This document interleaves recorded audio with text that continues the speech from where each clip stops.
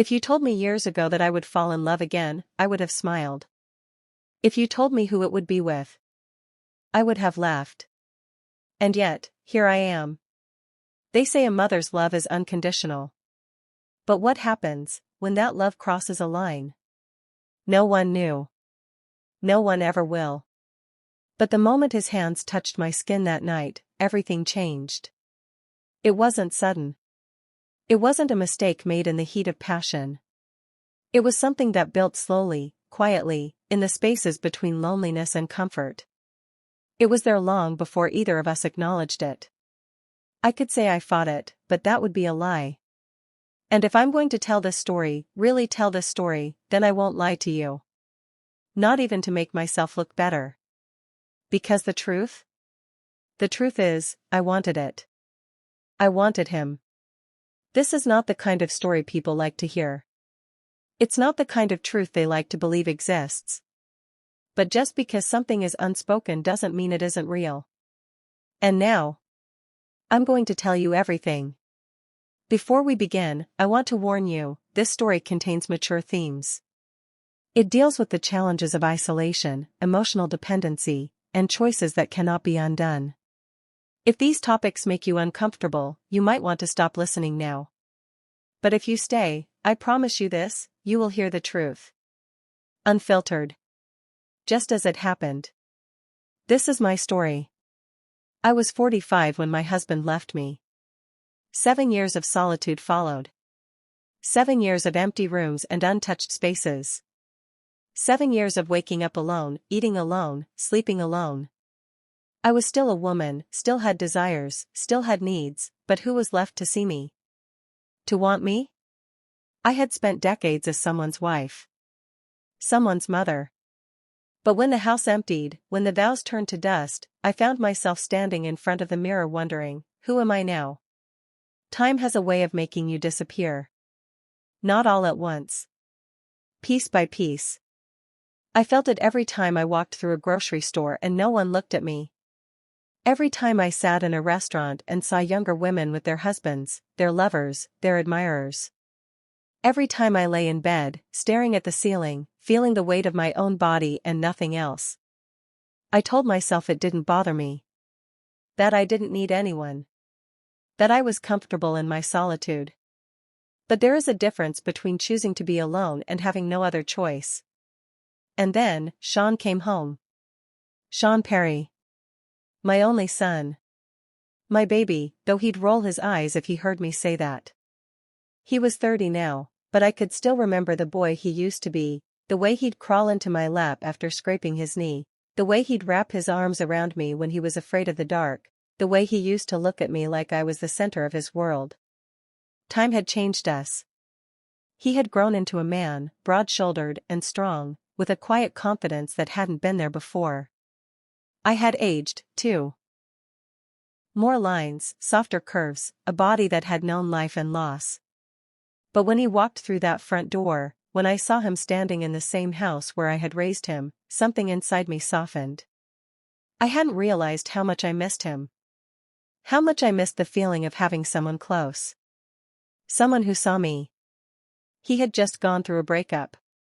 Moved in with his girlfriend too soon, and when things fell apart, he had nowhere else to go. He wasn't heartbroken, not really, more frustrated than anything. But I knew that feeling well. That sudden emptiness. That ache of being discarded. So I welcomed him home with open arms. Told him he could stay as long as he needed. And for the first time in years, I wasn't alone. The house felt different with him in it. Warmer. More alive. I'd wake up to the sound of footsteps, the smell of coffee, the quiet hum of a television left on in another room. There was laughter again, conversation again. We fell into an easy rhythm, cooking together, watching old movies, staying up late talking about nothing and everything. It was innocent, at first. The way he'd rest his head in my lap while we watched TV. The way I'd run my fingers through his hair, the same way I used to when he was a boy. The way his hands would linger on my back when he hugged me goodnight. Small things. Things that could be explained away. But the longer we were alone together, the more those small things began to change. It was in the way he looked at me, not just with affection, but something deeper. Something I didn't want to name. It was in the way my body responded, in ways I didn't expect, in ways I didn't want to admit. Maybe it was the isolation. Maybe it was the months of solitude before he arrived, the years of feeling invisible. Maybe it was that, for the first time in so long, I felt wanted. Or maybe, it had been there all along. Just waiting for the right moment to surface. The house became a world of its own. A place where time didn't exist, where the outside world couldn't touch us. It was just us. No friends. No lovers. No one else. Just two people who had lost everything they once had, clinging to the only thing that remained. We were close. Too close. And in that closeness, something unspoken began to take root. Something that should have never been. But once a line like that is crossed, there is no going back. I should have seen it sooner. Maybe I did, but I ignored it. Brushed it off. Told myself it was nothing. He was my son. My baby. I had spent years wiping his tears, kissing his bruises, running my fingers through his hair when he couldn't sleep. I had bathed him, dressed him, held him against my chest when he was small enough to fit in my arms. And yet, something was changing between us. It started with the way he looked at me. At first, I thought I was imagining it. That I was reading into things that weren't there. But there was something in his eyes, something different. A hesitation when I walked into the room. A stillness in his body when I moved too close. A way he watched me when he thought I wasn't paying attention. I told myself it was nothing. Just a habit formed from being around each other too much. The house was small, the walls too close. There were no distractions, no other people, no other voices. We only had each other. And when there's nothing else to look at, you start seeing things you shouldn't. I started testing it. Not deliberately. Not at first. But there were moments, small, quiet moments, where I did something I wouldn't have done before, just to see if he noticed. I'd leave the bathroom door cracked open when I showered, just enough for steam to escape, just enough that if he walked by, he'd catch a glimpse of bare skin. I told myself it was careless, nothing more. But part of me waited, listened for the sound of footsteps slowing outside the door. I stopped wearing underwear around the house. It was innocent, wasn't it? I had lived alone for years, worn whatever I wanted, dressed however I pleased. I wasn't doing it for him. At least, that's what I told myself. But when we sat on the couch together, I felt his eyes drop, just for a second, just long enough for him to realize what he was doing and look away. But he saw. And I saw him seeing. Neither of us said anything. It wasn't just me, though. He started changing, too.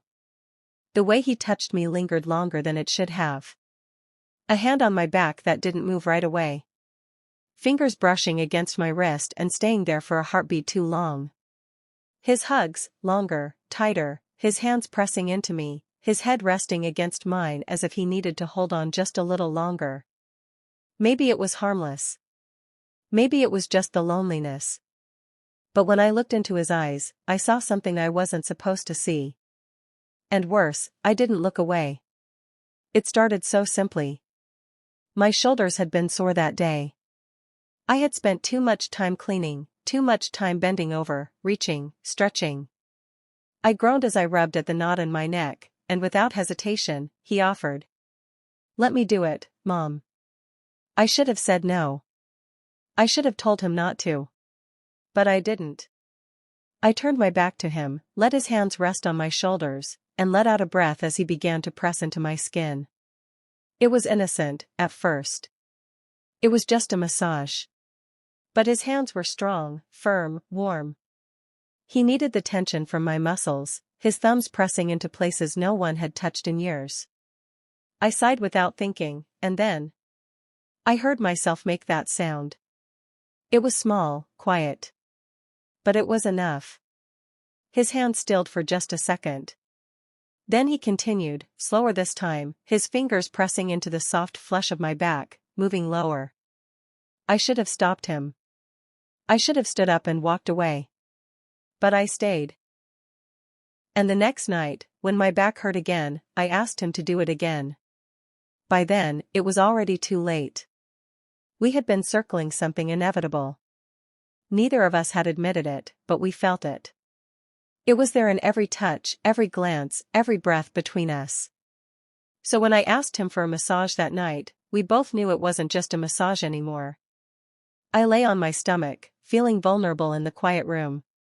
The dim lighting cast gentle shadows along the walls, the air thick with tension neither of us dared to acknowledge.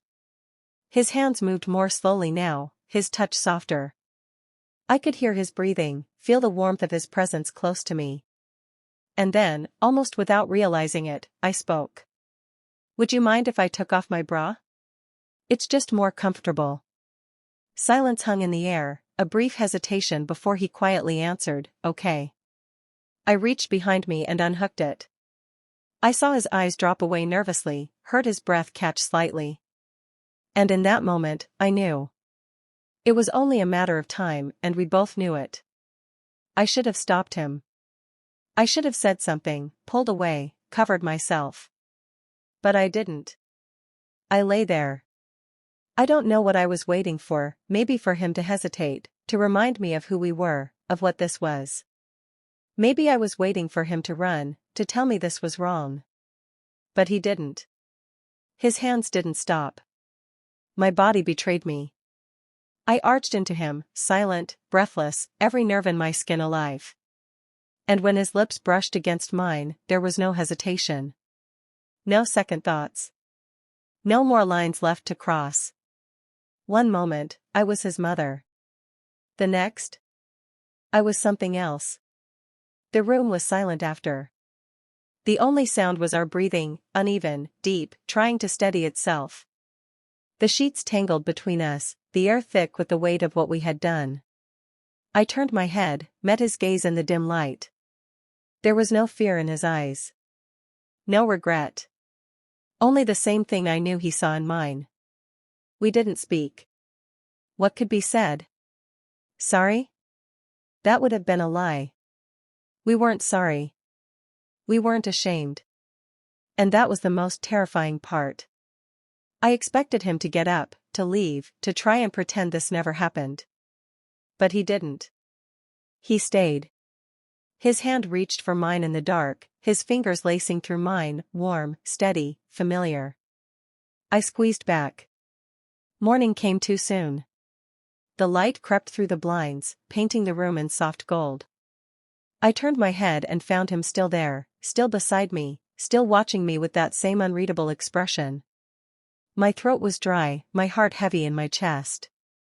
The weight of reality sat between us. But neither of us said a word about it. We got up, dressed, moved through the day as if nothing had happened. He made coffee. I made breakfast. We spoke about ordinary things, what we should make for dinner, a show we had been watching, an old memory that made him laugh. And then, that night, we did it again. 4 years. That's how long it's been. 4 years of shared nights, of tangled sheets, of whispered words in the dark. We never talked about it, never defined what this was, never admitted out loud that we had become something we weren't supposed to be. But we knew. We always knew. It became routine. Natural. He was mine, and I was his. No one questioned why he never moved out. No one wondered why he had no serious relationships, why he never brought home a woman, why he never left me alone for too long. We lived together. Slept together. We built a life together, behind closed doors, in the quiet safety of our home. I stopped thinking about the world outside. It didn't matter. We had everything we needed. Or so I thought. Until the day he told me he met someone. I knew before he said a word. Before he started pulling away. Before he stopped touching me the way he used to. I knew the moment he walked through the door one evening, his shirt slightly wrinkled, his scent slightly different. He thought I wouldn't notice. But I always noticed. Something had changed. He was different. Distant. The warmth between us had cooled, just slightly, just enough for me to feel it. He used to look at me like I was the only thing in the world that mattered. That look had kept me safe, reassured me that this wasn't temporary, that he wasn't going to wake up one day and realize this was wrong. But now, there was something else in his eyes. A hesitation. A flicker of guilt. He was hiding something. And I already knew exactly what it was. At first, I waited. Gave him the chance to tell me on his own. But days passed, and he said nothing. He still kissed me, still held me in his arms at night, still lay beside me like nothing had changed. But it had. I felt it in the spaces between us, in the way his hands lingered but didn't grasp, in the way his lips pressed against mine but didn't stay. He was with me, but his mind was elsewhere. I had spent years being ignored by a man who was supposed to love me. I knew the feeling well.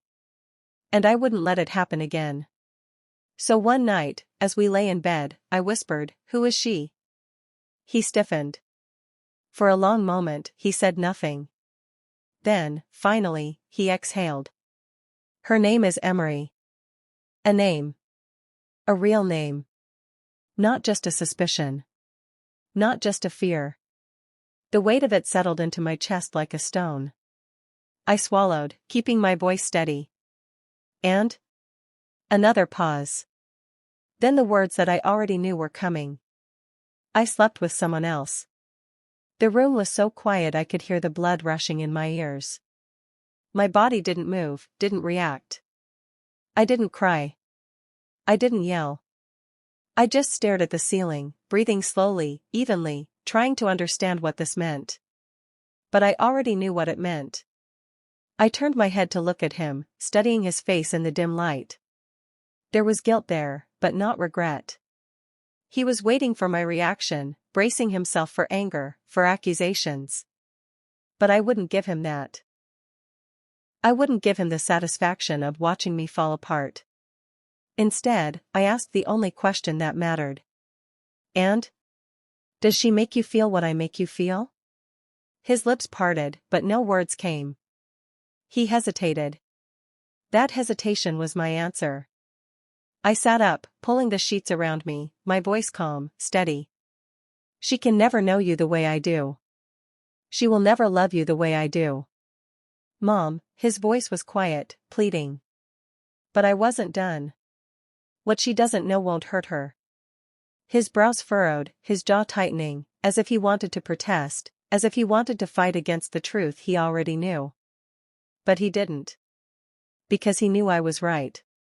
I leaned in, my lips grazing his ear, whispering the words that had bound us together from the start. "You belong to me, Sean. You always have." The days that followed felt different.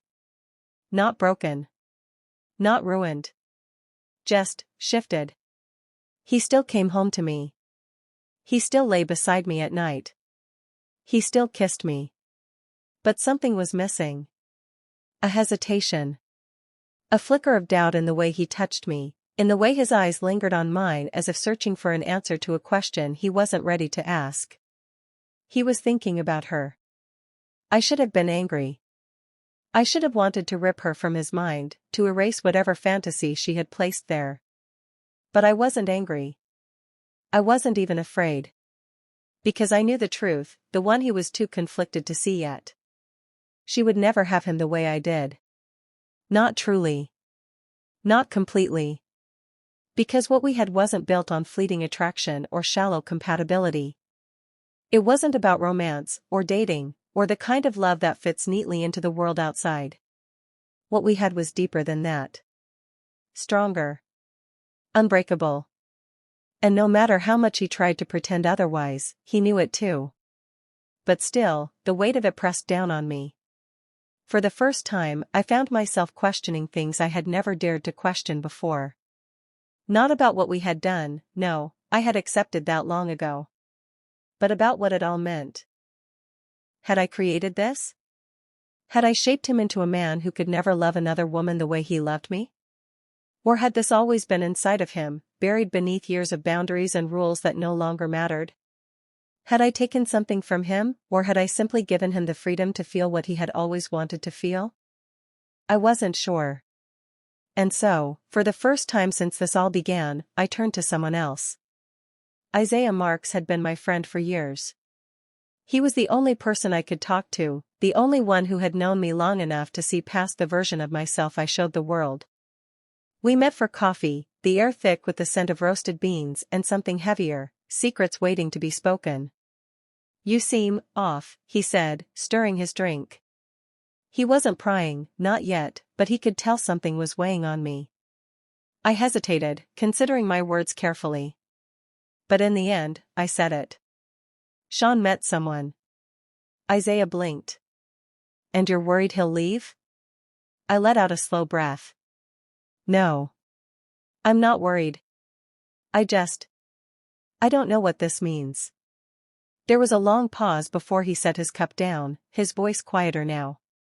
"You love him?" I lifted my eyes to his.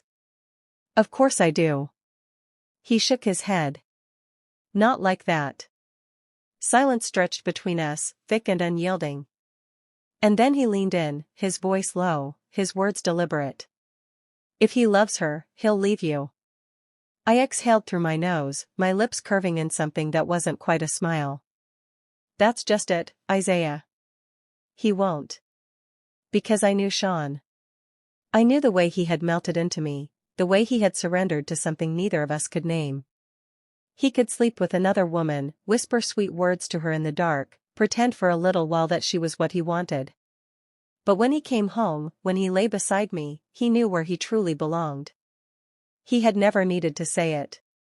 I had felt it in the way his body curled around mine at night, in the way he reached for me even in sleep. The way his lips always found their way back to my skin. The way he never pulled away. It wasn't just a desire. It wasn't just comfort. It was something deeper. Something irreversible. He was mine. And I was his. I told myself I never meant for this to happen. That it had been an accident, a slow unraveling of circumstances beyond my control. But if I was truly honest with myself, I knew better. I had seen the way he looked at me before he even knew what those looks meant. I had felt the shift between us before either of us had spoken it aloud. I had let the tension grow, let the touches linger, let the unspoken words turn into something real. I had let him fall into this because, deep down, I had wanted him to. I had wanted him to need me. To choose me. To crave me in a way he could never crave anyone else. So was this love? Or was it control? I still don't know. But the truth is, I don't regret it. Maybe it's wrong. Maybe I don't care. He's asleep beside me now. His breath slow, steady, his chest rising and falling in the dim light of the room.